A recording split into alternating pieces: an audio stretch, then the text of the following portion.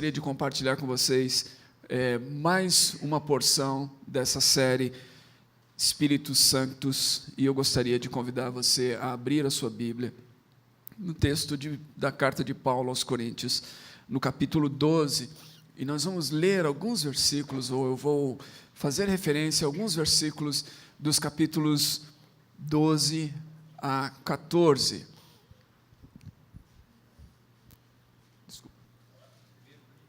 Primeiros Coríntios, desculpa. Segundo não tem, né? Já foi procurar lá e não achou.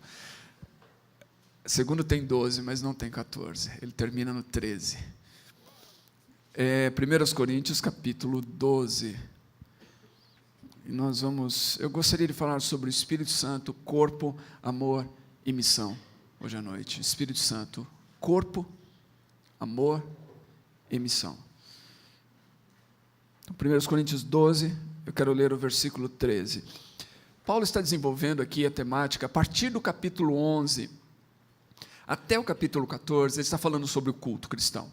Então, esse é o tema desses capítulos. Ele começa a falar sobre o culto e ele começa a falar sobre a ceia do Senhor. A gente lembra os versículos que são muitas vezes lidos na celebração da ceia, estão lá no capítulo 11, e ele vai falar sobre a ceia do Senhor, ele vai falar sobre algumas questões de ordem do culto, e aí ele fala sobre os dons espirituais no capítulo 12, falando que esses dons foram dados à igreja, e aí ele vai, no meio disso, ele vai falar sobre o amor, ele volta a falar sobre a questão de dons, principalmente 2 dons vocais, línguas e profecia, e ordem do culto novamente, no capítulo 14. Então, a temática de Paulo é sobre o culto cristão e sobre a ordem no culto cristão, conforme ele estava vendo, ou tinha notícia do que estava acontecendo na igreja de Corinto, e ele está, então, evidentemente, como ele faz em todas as suas epístolas, instruindo aqueles irmãos acerca de algumas dificuldades que eles estavam tendo, e aí, a partir disso,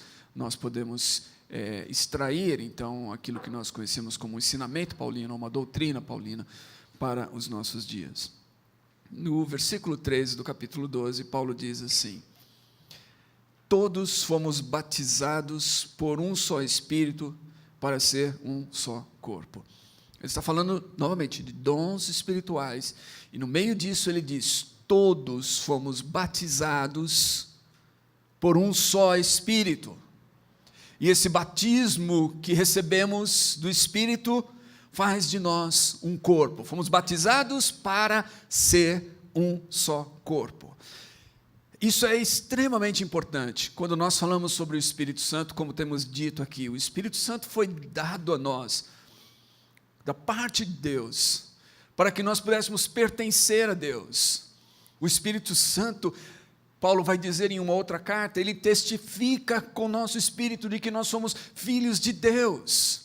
Há algo dentro de nós. Eu estava conversando com alguém ontem, em algum momento, e essa pessoa falava: olha, eu não sei explicar todos os detalhes, mas eu sinto lá dentro, eu sei o que eu creio, eu sinto, há algo dentro de mim que me diz isso. Eu não tenho todas as explicações, e é exatamente isso. Quando nós entregamos nossa vida a Cristo, ainda que a gente não tenha todas as respostas para todas as questões, e, por sinal, ninguém tem, e ninguém as terá desse lado da eternidade. O resto da vida vão ter questões que você vai lutar com elas, ainda que a gente não tenha, ainda que a gente seja bem prematuro e não saiba localizar nem os textos bíblicos direito, mas nós temos Deus em nós e temos essa testificação dentro de nós, e é esse Espírito então, que nos une em um corpo. Nós passamos agora a fazer parte de uma família espiritual, desse corpo de Cristo, que é, como nós já falamos aqui, a partir do dia de Pentecostes, esse corpo é universal, ele ultrapassa barreiras geográficas, étnicas, sociais, de gênero, ele inclui todas as pessoas que se rendem a Cristo, mas ele também se expressa de maneira local. Nós temos a expressão desse corpo aqui hoje à noite, um só corpo. Então, a união espiritual entre Cristo e a igreja é algo extremamente importante quando nós consideramos essa questão do Espírito Santo. E é interessante quando a gente pensa que ela é análoga à união entre o marido e a esposa, quando a gente fala de corpo. Essa intimidade que há na união entre o marido e a sua esposa, no casamento, Paulo diz que ela ela, de alguma forma, ela mostra-nos, ou ela aponta para aquilo que acontece na união que nós temos com Cristo, quando nos tornamos um corpo. Efésios 5, eu vou ler os textos aqui, se você quiser anotar e olhar depois, ou procurar, Efésios 5, 28 a 32, esses textos são geralmente lidos em cerimônias de casamento, diz assim: da mesma forma, os maridos devem amar as suas esposas como a seus próprios corpos. Quem ama a sua esposa, ama a si mesmo. Além do mais, ninguém jamais odiou o seu próprio corpo, antes o alimenta e dele cuida, como também Cristo faz com a igreja, pois somos membros do seu corpo, somos membros do corpo de Cristo. Cristo nos ama, Cristo cuida de nós. Por essa razão, Paulo diz, deixará o homem pai e mãe, e se unirá à sua mulher, e os dois se tornarão uma só carne. Este é um mistério profundo. Refiro-me, porém, a Cristo e à igreja. Paulo está falando que o mistério profundo aqui não é um homem se unir à sua esposa e se tornar uma só carne. O mistério profundo é Cristo e a igreja. Essa união entre Cristo e a sua igreja, quando habitados pelo Espírito Santo, nos tornamos um só corpo, e nos tornamos corpo de Cristo, e Cristo vive em nós. Então há uma união profunda entre Cristo e nós, por meio do Espírito Santo, de tal maneira que Cristo passa a manifestar a sua presença no mundo, através da sua igreja, através de nós. Somos corpo de Cristo, somos habitação de Cristo, e por meio disso, então, nós manifestamos, como eu disse, Cristo ao mundo. Paulo vai falar sobre essa mesma temática no texto aos Coríntios, que lemos no capítulo 6, um pouquinho antes, quando ele fala sobre o porquê nós devemos preservar os nossos corpos e mantê-los em santidade. E já citei isso aqui anteriormente em um dos sermões dessa série, sobre a questão do nosso corpo como templo do Espírito Santo, e devemos mantê-lo então e preservar esse corpo como templo, como tabernáculo do Espírito. Lá naquele capítulo, versículos 16 e 17, olha o que Paulo diz: ou não sabeis que quem se une a uma prostituta torna-se um corpo com ela. Nota, Paulo está falando da união de um homem com uma mulher, com a sua esposa, de uma união legítima em Efésios, e ele diz que quando esse homem deixa a casa do seu pai, da sua mãe, se une à sua esposa, eles se tornam uma só carne. Profunda essa união. Agora, Paulo está falando aqui em Coríntios da união de um homem com uma prostituta. Essa não é uma união legítima. Mas ele diz da mesma forma: aquele que se une a uma prostituta torna-se um corpo com ela. Como você disse, os dois serão uma só carne. Ou seja, Paulo está dizendo aqui que um homem, ao se unir com uma mulher que não é a sua mulher, ele está fazendo aquilo que ele deveria fazer somente com a sua mulher, tornar uma só carne. A sexualidade, meus queridos, não é alguma coisa banal, como é tratado nos nossos dias, de maneira casual. Hoje em dia as pessoas se envolvem em relações sexuais casualmente, né? Você tem aí os aplicativos, todas essas coisas, pessoas procurando parceiros e tudo mais, casualmente. Paulo está dizendo que nós jamais deveríamos imaginar, ou pensar, ou tratar o sexo dessa forma. Nota, a mesma forma, as mesmas palavras, a mesma base que ele está usando nas Escrituras para falar da união do marido com a sua esposa, de ambos serem uma só carne, ele está dizendo aqui da união de um homem com uma prostituta. Isso é algo sério. É por isso que o pecado sexual é tão sério. Alguém vai dizer, não é o maior dos pecados, mas é seríssimo, tem consequências seríssimas. Não é apenas uma união de dois corpos, e tem consequências seríssimas. E aí ele vai dizer, mas quem se une ao Senhor é um espírito com Ele. Então, nas duas passagens, Paulo está dizendo que a nossa união com Cristo é profunda. E ela é exemplificada por essa união entre um homem e a sua esposa, onde dois se tornam uma só carne. Então, a união, nós nos tornamos corpo de Cristo por meio do Espírito Santo. E aí, nessa discussão que ele inicia aqui no capítulo 12 até o 14, sobre os dons do Espírito Santo, Paulo reforça essa verdade do corpo de Cristo, para mostrar que os dons devem servir ao corpo e não ao indivíduo. Assim como o casamento é sustentado por esse compromisso de amor, onde um homem faz uma aliança de amor com a sua mulher, e nessa aliança ele se dispõe a se devotar a ela, a servi-la, a viver para ela e com ela. Da mesma maneira, quando nós nos tornamos corpo de Cristo, quando nós fazemos parte desse corpo por meio do Espírito Santo, os dons que nós recebemos são dados para que o corpo seja beneficiado e não nós mesmos. Então, há uma série de dons espirituais. Quando a gente fala de Espírito Santo, geralmente a gente pensa em dons espirituais. Paulo está falando de dons espirituais nesses capítulos, e ele diz: os dons foram dados a nós, como membros do corpo de Cristo, para que o corpo de Cristo seja beneficiado e não nós. São dons da graça de Deus, esses carismata, que vem de caris, graça. Esses dons da graça de Deus são dados, então, para que o corpo seja beneficiado. Não há, então, motivo algum para eu me orgulhar nos dons. Eu não tenho motivo, porque eles são frutos dessa graça de Deus, e Ele dá esses dons livremente, a mim, a você, a todos os membros do corpo. Para quê? Para que o corpo seja edificado, seja beneficiado. Ele vai desenvolver isso em vários versículos, eu não vou ler todos, mas vou mencionar alguns. Versículo 7, mas a manifestação do Espírito é dada a cada um para o benefício comum. Há uma manifestação de Deus no meio desses dons e desses carismatas. Há uma manifestação da presença de Deus, do Espírito de Deus na igreja, e isso é para o benefício comum, para o benefício de todos. E aí no capítulo 14, versículo 26, ele diz assim: irmãos, que fazer então? Quando vos reunis, cada um de vós tem um hino, tem uma palavra de instrução, tem uma revelação, tem uma palavra em língua, tem interpretação. Tudo deve ser feito visando o quê? A edificação.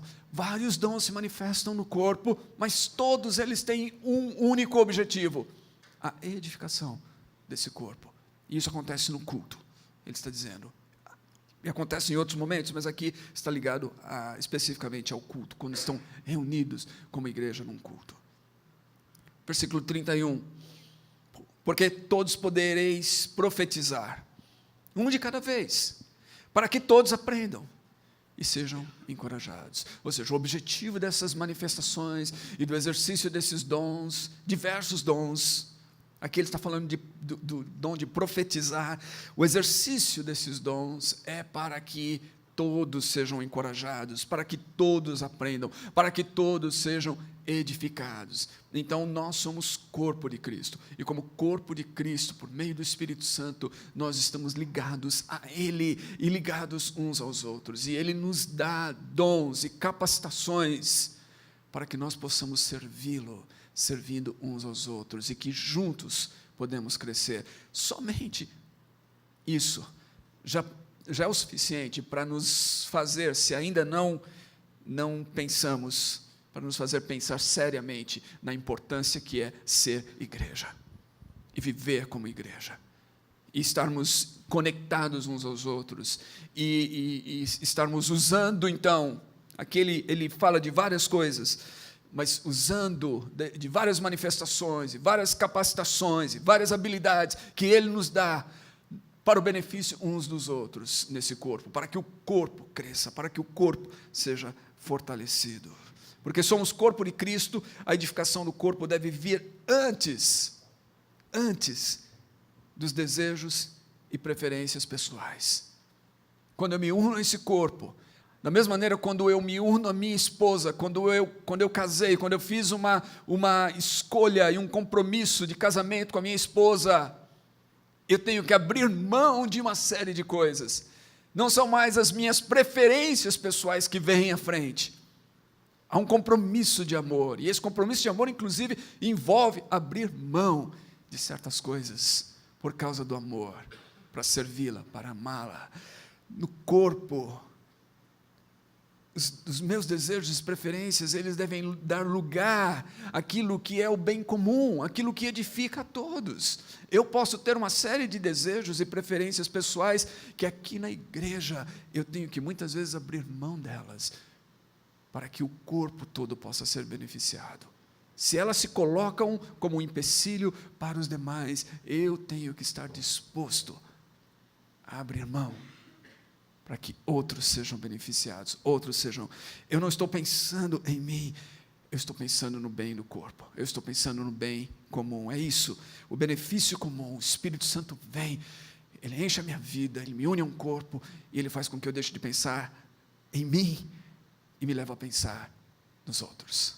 Nós falamos disso na semana passada, falamos disso sobre ajudar os irmãos que estão lutando com algum pecado, ajudar os irmãos que estão carregando algum fardo pesado. Nós falamos sobre isso. Essa é a atuação do Espírito. Ele faz isso em nós como corpo. Então não é tanto o que eu desejo, o que eu prefiro, mas aquilo que é melhor para o corpo. Eu posso ter uma série de preferências, mas o que é melhor para o corpo? É isso. Eu vou fazer aquilo que é melhor para o corpo, e não tanto o que eu desejo ou preciso. Isso implica que, se eu estou cheio do Espírito Santo e sendo guiado pelo Espírito, vou pensar em como agradar o Espírito, servindo para a edificação do corpo. Isso é espiritualidade pura. Espiritualidade pura nunca é algo individualista.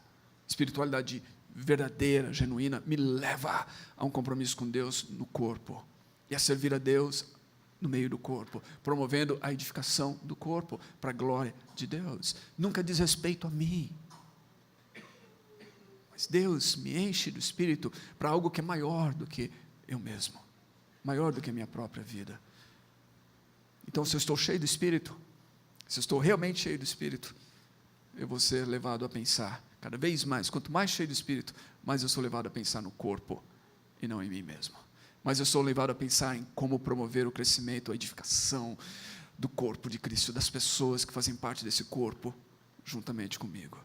Um outro aspecto importante nesse capítulo, que eu gostaria de mencionar, não é o foco aqui, mas eu acho importantíssimo aproveitar que a gente está olhando para esse capítulo e mencionar, se encontra nos versículos 13 a 15, e diz respeito à questão da edificação, do crescimento, que demanda um equilíbrio entre mente e coração. Aqui Paulo está falando sobre línguas. Há uma grande controvérsia sobre a questão de línguas no Novo Testamento, no texto paulino. O que essas línguas são, da glossolalia, se elas cessaram, não cessaram e tudo mais. Bom, eu vou dizer para vocês aqui, e posso talvez até deixar algumas pessoas aí chateadas comigo, mas eu vou dizer para vocês, eu não acredito que elas cessaram, eu acredito que Deus é o mesmo e que esses dons permanecem hoje, inclusive o dom de línguas, ou seja, a habilidade de pessoas falarem em línguas que elas não aprenderam. É isso que Paulo está falando aqui, não só que elas não aprenderam, mas que elas não entendem. É muito claro o texto aqui em 1 Coríntios 14, não se trata de uma pessoa entender a língua. Eu for numa escola e aprendi uma língua, esse é o dom do Espírito. Não, esse não é o dom do Espírito. Esse daí é o meu esforço pessoal para aprender uma língua numa escola e tudo mais.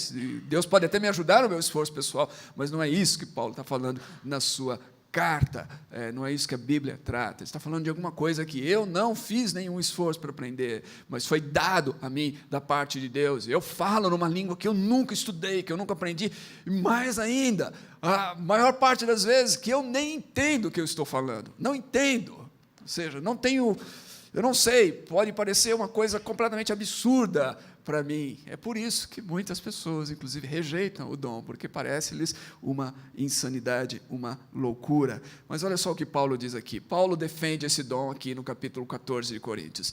Ele diz o seguinte: por isso, aquele que fala em uma língua, ore para que possa interpretar. Por que ele tem que orar para que possa interpretar? Porque ele não tem interpretação, ele não entende o que ele está falando. Então, ore para que possa interpretar. Porque se eu orar em uma língua, o meu espírito ora, ou seja, esse é um dom espiritual da parte de Deus, meu espírito ora nessa língua, eu não sei o que está acontecendo. Ele diz assim: então a minha mente fica infrutífera. Minha mente fica infrutífera, porque eu não tenho compreensão das palavras. Eu sei que eu estou orando numa língua da parte do Espírito que eu não aprendi. Minha mente não entende nada disso. Se não tem interpretação, ela fica infrutífera. O que fazer então? Orarei com o Espírito. Se o Espírito me deu essa habilidade, eu não vou desprezá-la. Orarei com o Espírito, mas também com a mente. Cantarei com o Espírito, mas também com a mente. Paulo está dizendo que é importante que a gente mantenha o equilíbrio entre mente e coração. Que nós não podemos, e às vezes eu vejo as pessoas, muitas pessoas nos meios carismáticos, incentivadas somente à oração, ao cântico, a manifestações dessa ordem em que elas não compreendem nada e que ninguém compreende nada. E Paulo está falando do culto público aqui, principalmente. E ele está lembrando que no culto público, ele diz, eu prefiro falar 5 palavras que as pessoas conseguem compreender do que 10.000 palavras que ninguém consegue compreender. Porque o culto público, o corpo, está visando o bem comum, a edificação de todos e não só a minha própria edificação.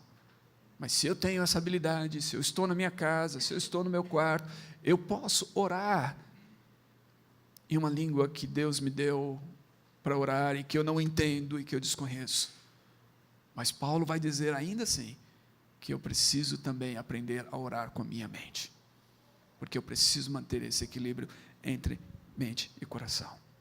Então, nós somos um corpo formado por essa dádiva do Espírito Santo, por esse dom do Espírito Santo que foi dado a nós, quando nós fomos batizados em um só corpo, em um só Espírito. Quando nós nos tornamos cristãos, é isso. Esse é o batismo. Quando nós recebemos Cristo, nós recebemos o Espírito da parte de Deus que habita em nós. Esse é o batismo com o Espírito Santo, na verdade. Isso não significa que pessoas não possam ter experiências subsequentes com o Espírito. Sim, todos nós podemos ter, de diferentes maneiras, mas nós somos batizados no momento em que nos tornamos cristãos, porque como já olhamos aqui, nem sequer podemos nos tornar cristãos, nem sequer podemos dizer que Deus é nosso Pai, podemos exclamar, Abba Pai, podemos confessar Jesus, sem a atuação do Espírito Santo. Então, isso acontece na nossa conversão. Agora, o que é o Espírito Santo? O Espírito Santo é Deus, e Deus é amor. E é por isso que no meio dessa conversa toda de dons, onde há controvérsia, onde há discussão, e continua havendo 2000 anos depois, Paulo escreve aquele capítulo do amor que nós conhecemos, o capítulo 13 da carta aos Coríntios, onde ele diz assim, mesmo que eu falasse a língua dos homens e dos anjos, mas não tivesse amor, seria como um metal que soa, ou como um prato que retine. E mesmo que eu tivesse o dom de profecia, conhecesse todos os mistérios, e tivesse todo o conhecimento, um outro dom, e mesmo que eu tivesse fé suficiente, o dom da fé, para mover montanhas, mas não tivesse amor, nada seria. E mesmo que eu distribuísse os meus bens, eu tivesse o dom de misericórdia, distribuísse os meus bens para o sustento dos pobres, e entregasse o meu corpo para ser queimado, eu tivesse o dom do martírio, mas não tivesse amor, nada disso me traria benefício algum. E aí Paulo fala o que é o amor.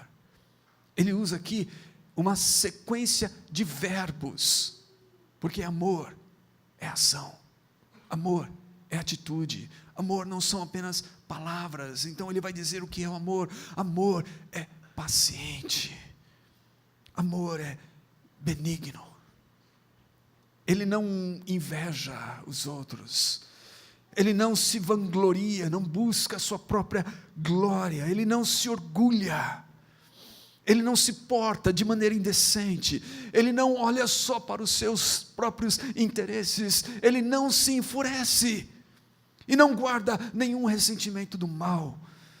O amor não se alegra com a injustiça, mas se alegra, se congratula com a verdade. O amor tudo sofre, tudo crê, tudo espera, tudo suporta. O amor é eterno, jamais acaba. É isso que Paulo diz do amor. Então, no meio dessa conversa sobre a ordem no culto e sobre a operação de diferentes dons espirituais dados pelo Espírito Santo para a edificação do corpo, onde há controvérsia entre as pessoas e disputas, e alguns achando que esse dom é maior do que o outro, e eu sou melhor por causa disso e daquilo, Paulo traz a lembrança dos crentes em Corinto que eles precisam focar no Espírito Santo, e o Espírito Santo é Deus, e Deus é amor. O amor precisa estar no centro dessas relações. Se somos um corpo, precisamos preservar então o amor no centro. É por isso que ele vai, antes de começar o capítulo 13, ele vai dizer assim: eu passo agora a lhes mostrar um caminho mais excelente. O caminho mais excelente está aqui no capítulo 13. É o caminho do amor. Quando ele termina de falar desse caminho mais excelente, ele retoma o assunto no capítulo 14, ele diz assim: sigam o amor. Aquilo que eu acabei de falar, sigam o amor e desejem ardentemente os dons espirituais. Ele vai dizer principalmente o de profetizar. Sigam o amor. Não deixem de lado o amor. Não foquem tanto nas manifestações, nos dons, nos serviços, que vocês percam o amor de vista. Meus queridos, nós podemos fazer uma série de coisas, inclusive podemos fazer para as pessoas, mas se não fizermos com a motivação certa, Paulo está dizendo, isso não tem valor. Nós temos que sondar o nosso coração. Por que fazemos? Para quem fazemos? Fazemos para Deus e fazemos por causa do amor, porque amamos a Deus e amamos o próximo. É isso, tudo se resume a isso. Ame a Deus sobre todas as coisas, ame o próximo como você mesmo. Se nós fazemos isso, nós cumprimos com toda a lei. O Espírito Santo nos leva a isso. O Espírito Santo é esse amor de Deus. Então nós somos guiados a isso. Já que eu mencionei aqui no capítulo 14, versículo 1, sobre desejar intensamente os dons, devemos desejar, devemos buscar e falar: Deus, eu quero te servir, capacite-me, dê-me habilidade para te servir, servir na tua igreja, eu quero. Devemos desejar isso. Ele diz, principalmente o dom de profetizar. Por que ele fala isso? Lembremos que nesse capítulo ele está comparando aqui dois dons vocais. Um deles é o falar em línguas e o outro é o profetizar. E ele está dizendo que o profetizar, ele é superior ao falar em línguas na relação do corpo, porque ele promove a edificação não só da pessoa, mas do corpo. Falar em línguas depende de outras operações, como o intérprete, ou a capacidade de interpretar, para que o corpo seja edificado. Aquele que profetiza está falando a todos, Paulo está dizendo. Portanto, ele é encorajado por Paulo aqui, que aqueles cristãos deveriam buscar. É importante a gente lembrar que o verbo grego profeteu, que é usado por Paulo, ele traz a ideia de alguém que proclama, de alguém que anuncia a mensagem de Deus, ou prediz, em algumas circunstâncias, segundo a orientação de Deus. Mas é a ideia de anunciar a mensagem de Deus. É por isso que Paulo diz assim, que todos podem profetizar. Aqui não se trata, na verdade, de alguma coisa, né, que muitas vezes as pessoas falam do profeta nesse caráter do Velho Testamento, ou de um vidente, ou de alguém que traz um oráculo, alguma coisa assim, mas principalmente, Paulo explica isso, na concepção paulina do termo, aqui no próprio capítulo 14, versículo 13, ele diz assim, mas quem profetiza fala aos homens para edificação, encorajamento e consolação. Então é isso, a profecia tem esse objetivo, falar da parte de Deus aos homens, para que eles possam ser edificados, para que eles possam ser encorajados, ou exortados, mesmo termo, para que eles possam ser consolados. Isso promove a edificação do corpo. Então o amor, que é o Espírito Santo de Deus vivendo em nós, nos move em direção ao próximo, nos faz pensar nas necessidades do próximo, nos faz ser sensíveis ao nosso próximo. O exercício dos dons, novamente, não visa o engrandecimento ou a autopromoção, mas o serviço. E isso tem tudo a ver com missão. Nos lembremos que, no dia de Pentecostes, quando o Espírito Santo veio, foi o cumprimento da promessa que o Senhor Jesus fez, e o cumprimento da promessa que os profetas fizeram. Em Atos 1:8, Jesus disse, vocês vão receber poder ao descer o Espírito Santo sobre vocês, e vocês serão minhas testemunhas, tanto em Jerusalém como em toda a Judeia e Samaria, e até os confins da terra. Ou seja, o Espírito Santo é essa força, esse poder de Deus para a missão da igreja. E aí nós encontramos isso na discussão de Paulo aqui sobre o culto público. No meio dessa discussão em que Paulo está falando que o Espírito Santo foi dado a nós e que ele nos deu dons, nos uniu num corpo, esses dons visam o engrandecimento, ou a edificação, o crescimento, o encorajamento do corpo. No meio de toda essa discussão, Paulo faz menção do incrédulo. Lá nos versículos 22 a 25, ele vai falar, principalmente quando ele está falando sobre o falar em línguas estranhas e profetizar, ele fala assim, mas se tiver um incrédulo entre vocês. Paulo, naqueles dias, ele esperava que o incrédulo participasse em alguns momentos da reunião dos santos, ou seja, o incrédulo na congregação dos santos, aquele que não crê entre aqueles que creem. Paulo esperava que isso pudesse acontecer e que o testemunho daqueles que creem pudesse ser compreensível para aquele que não crê, que a linguagem usada por aqueles que creem pudesse ser interpretada e inteligível àqueles que não creem, ou seja, há uma sensibilidade missionária. O Espírito Santo, ele não só nos capacita à missão, mas por causa do Espírito Santo, nós somos sensíveis às necessidades daqueles que não creem em Deus, uma sensibilidade missionária. Preben-Wang diz o seguinte, a igreja, ou igrejas cuja linguagem se tornou incompreensível para os de fora, precisam questionar se sua devoção coletiva não se transformou em devoção particular, e com isso deixou de edificar o corpo de Cristo. Ou seja, nós temos que sempre pensar se a nossa linguagem, se a nossa comunicação é compreensível para com aqueles que são de fora. Aqueles que ainda não têm fé, aqueles que ainda não creem. Nós corremos o risco de mergulhar na nossa própria linguagem, nesse nosso evangeliquez, como eu disse, o nosso cristianês, aprendemos a falar essas línguas facilmente, nem precisamos do dom do Espírito para isso, a gente acaba pegando na convivência uns com os outros e nos esquecemos tão logo que as pessoas não entendem muitos dos termos que nós usamos. E precisamos da sensibilidade, mesmo, meus irmãos, mesmo Paulo está dizendo, mesmo quando nos reunimos como igreja. Eu ouço às vezes alguns pastores e alguns amigos dizerem assim, que a igreja na sua reunião deve estar preocupada somente com os santos. Que a igreja, quando ela se reúne, não deve ser um lugar de evangelização. Paulo desconhecia essa ideia. Porque Paulo, quando está instruindo essa igreja de Corinto, acerca de coisas muito particulares, acerca do seu culto, acerca da ordem do culto e dos elementos do culto, Paulo diz que eles deveriam estar sensíveis à presença de pessoas que eram de fora ou que eram descrentes. Então a igreja cheia do Espírito Santo deve sempre ser uma igreja que mantém esse equilíbrio entre a edificação do corpo, que é a atuação interna da igreja, tudo aquilo que a igreja faz para que o corpo seja edificado, e o testemunho de Cristo, que é a missão externa da igreja. Nós não podemos focar em apenas um desses elementos, nós temos que manter os dois diante de nós em equilíbrio. Quando a igreja volta somente para si, não busca alcançar o mundo, ela perde a sua missão de testemunhar.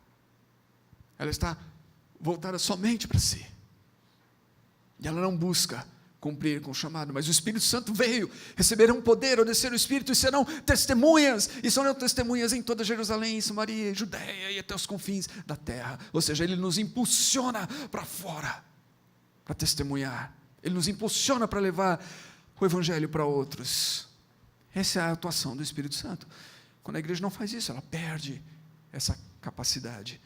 Quando a igreja, no entanto, foca somente na missão, quando ela foca somente naquilo que é externo, no alcance externo, e não procura se edificar, ela perde a sua força para testemunhar. Tem um amigo que a gente estava conversando esses dias, ele falou sobre esses dois lados, ou esses dois extremos, ou esse desequilíbrio pode levar a questão da igreja a se tornar obesa ou anorexa. É isso. Uma igreja voltada somente para si é uma igreja obesa. Uma igreja voltada somente para fora, ela se torna anorexa. Ela precisa manter o equilíbrio, ela precisa ser edificada. Nós precisamos edificar uns aos outros e crescer. através do exercício dos dons espirituais para a edificação do corpo uns dos outros. Ao mesmo tempo em que mantemos os nossos olhos lá fora. Não é aquele negócio da gente falar assim, não, primeiro nós vamos nos edificar aqui, primeiro nós vamos encher tudo aqui, e depois, em algum momento, a gente vai pensar lá fora. Não, ao mesmo tempo em que nós nos edificamos, nós pensamos lá fora. É por isso que Paulo, no meio dessa conversa sobre o Espírito Santo, a igreja, os dons, o culto, a edificação, ele lembra os cristãos dos de fora, dos incrédulos, da necessidade desses incrédulos compreenderem a mensagem que está sendo divulgada a eles. As duas ações precisam ser mantidas em equilíbrio e ambas promovem a glória de Deus, ou seja, Deus é glorificado com o meu crescimento pessoal e com a salvação de pecadores através do meu testemunho do Evangelho. Tanto a edificação da igreja quanto a salvação de pecadores promove a glória de Deus, e ambas são fruto da operação do Espírito Santo. Quando nós somos cheios do Espírito Santo, o Espírito Santo nos move em ambas as direções. Então, o Espírito Santo nos une em um corpo, onde encontramos comunidade e comunhão.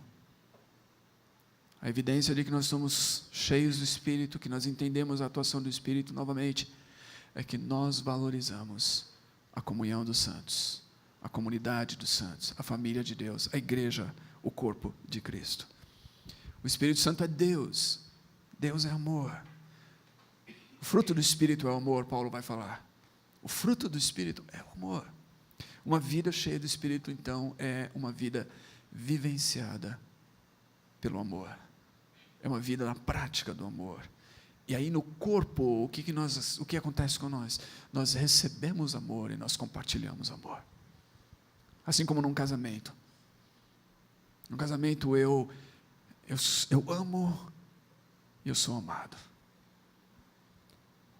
Eu me entrego para minha esposa e ela se entrega a mim. E nós nos tornamos um. No corpo de Cristo é da mesma maneira.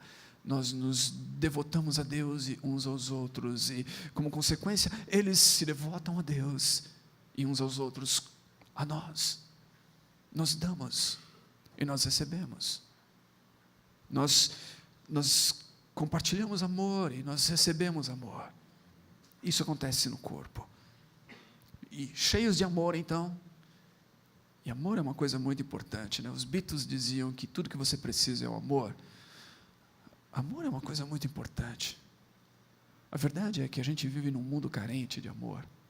A verdade é que muitas pessoas nesse mundo são tão carentes de amor que o que acontece é que elas, para satisfazer essa carência, elas saem atrás de uma série de relacionamentos errados e equivocados, que não preenchem, que só deixam elas mais sedentas, mais carentes, mais inseguras, mais desejosas. Então, amor é algo importante.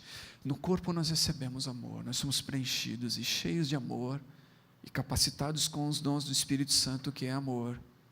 Nós somos chamados a edificar uns aos outros e a testemunhar do amor de Cristo ao mundo ao nosso redor.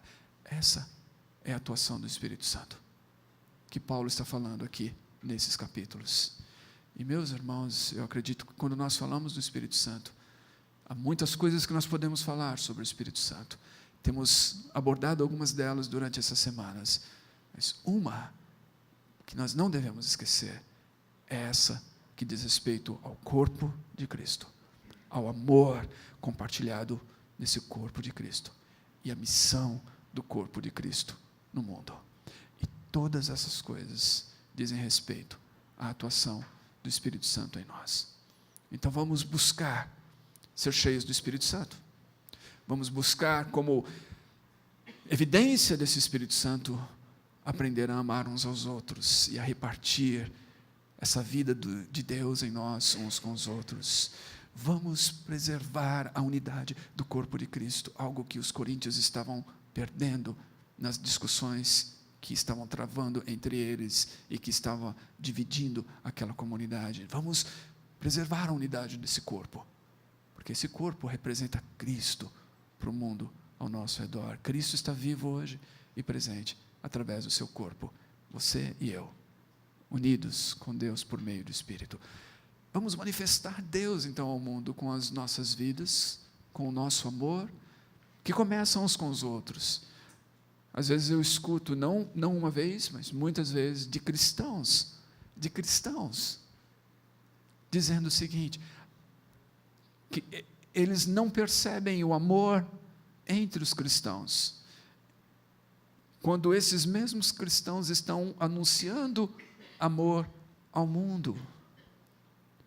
E eu devo confessar que às vezes nós fazemos isso, às vezes parece que nós somos mais dispostos, mais prontos a servir as pessoas fora da comunidade, do que a nos devotar aos irmãos dentro da comunidade.